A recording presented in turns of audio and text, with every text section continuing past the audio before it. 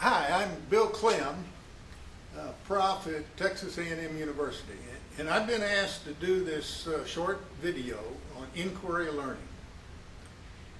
They asked me to do this, I guess, because I've been doing scientific research for over 50 years, and supposedly I know something about it. I've done research at 3 universities, the University of Notre Dame, Iowa State University, and here at Texas A&M, where I spent most of my time. I've also done research in a government lab for the U.S. Air Force. And I spent a little time doing research for a drug company, A.H. Robbins.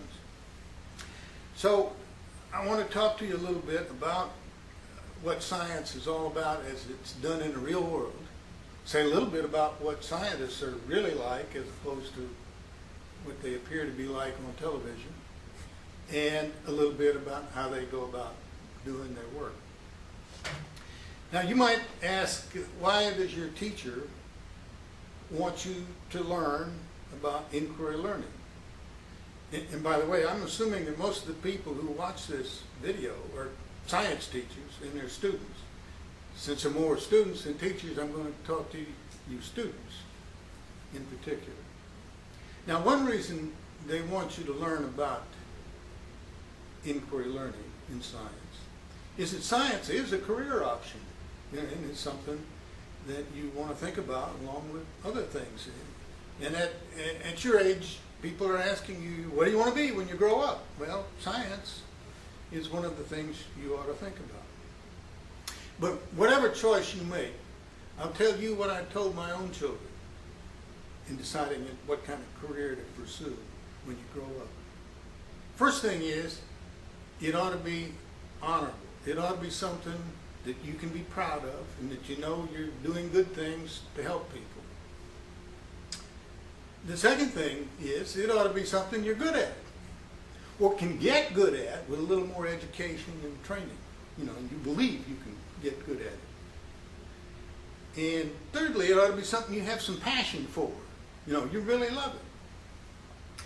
Now I remember when I was in middle school and high school, I started thinking about, what am I going to do when I grow up?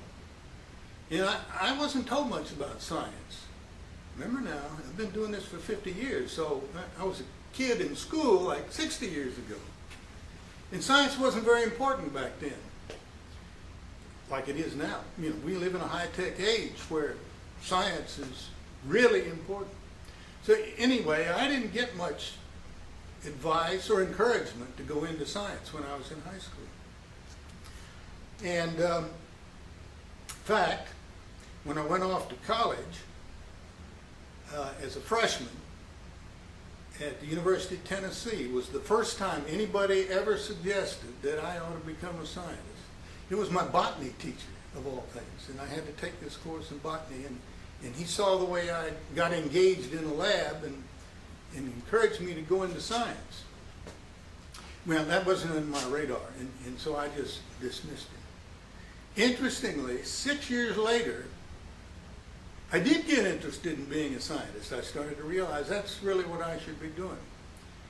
And back then, and even today, when you want to go to graduate school to learn how to become a scientist, you have to take a nationwide exam to, you know, see if you can handle graduate school and the curriculum. And one of the things that really struck me when I took that exam, I turned to the first page and looked who the authors of the questions were. And the guy who had the botany questions was that same prof, Dr. Sharp, at the University of Tennessee. One of the great things about science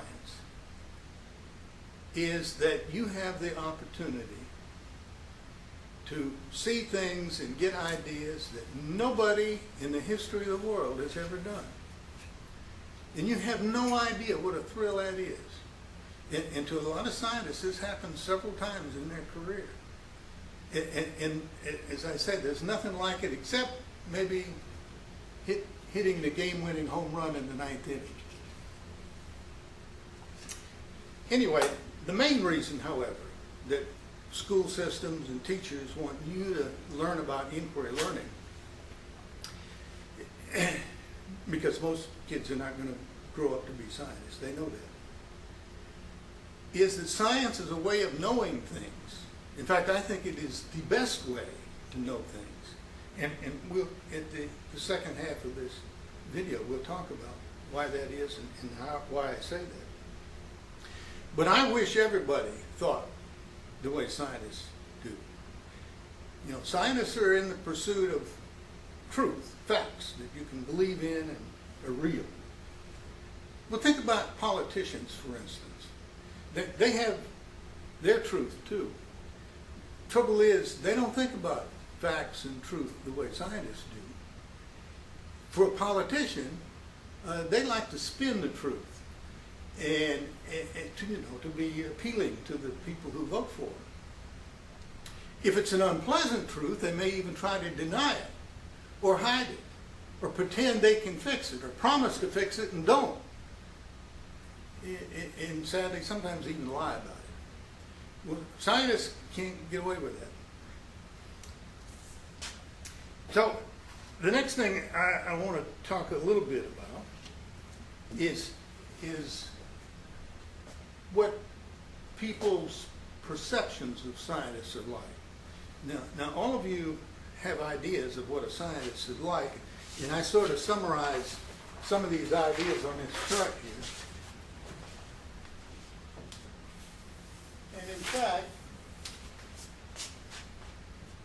before I get into that, maybe you want to take a little poll in your classroom to see how many people, how many students think scientists are nerdy, and how many think they're shy, and how many think they're really smart, and how many think they work mostly in the lab.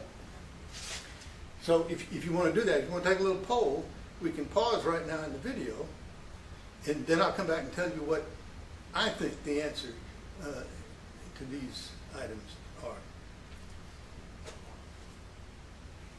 So that's the pause. If you took a poll, in fact, I'd be interested to know what you found out, but I bet that a lot of you think of scientists as being nerds.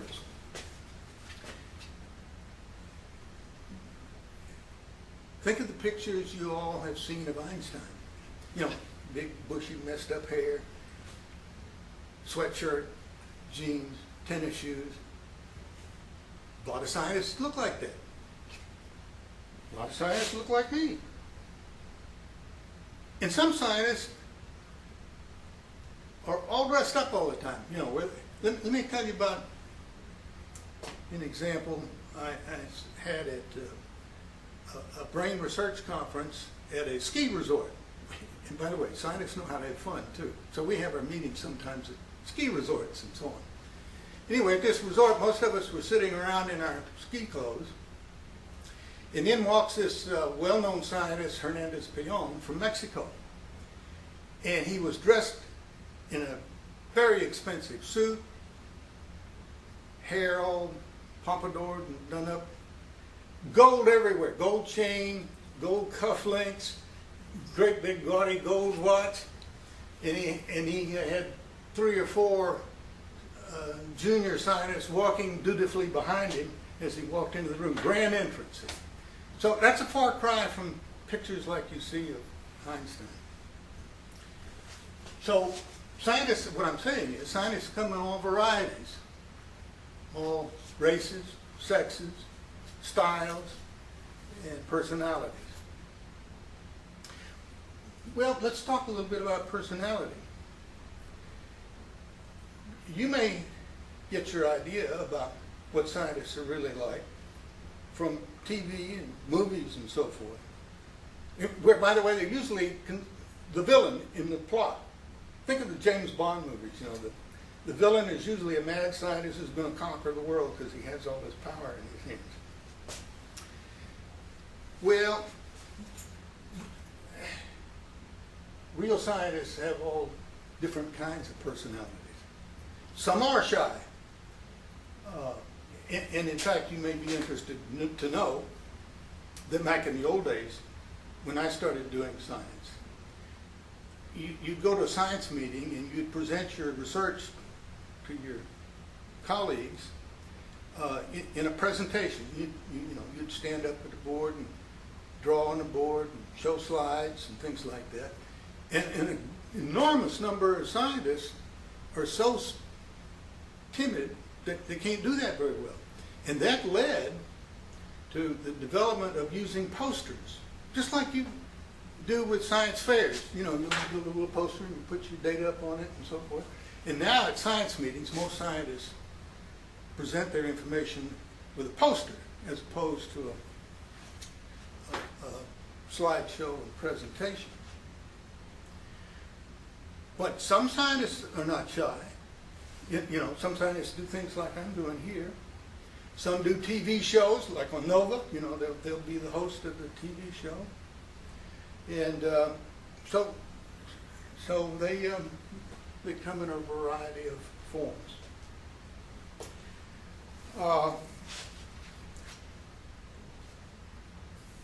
Another thing about the shyness business, even the scientists who are shy are usually pretty assertive when it comes to their science. Sometimes even aggressive.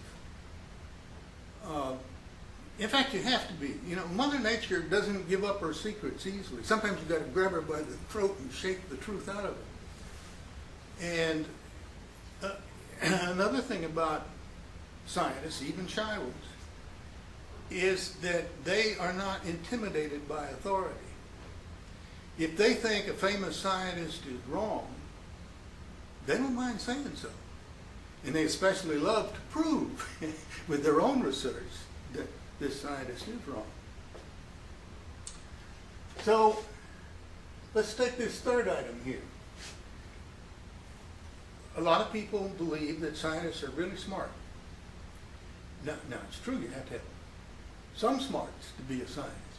But you don't have to be really smart. And let me give you a couple of examples. One of my best graduate students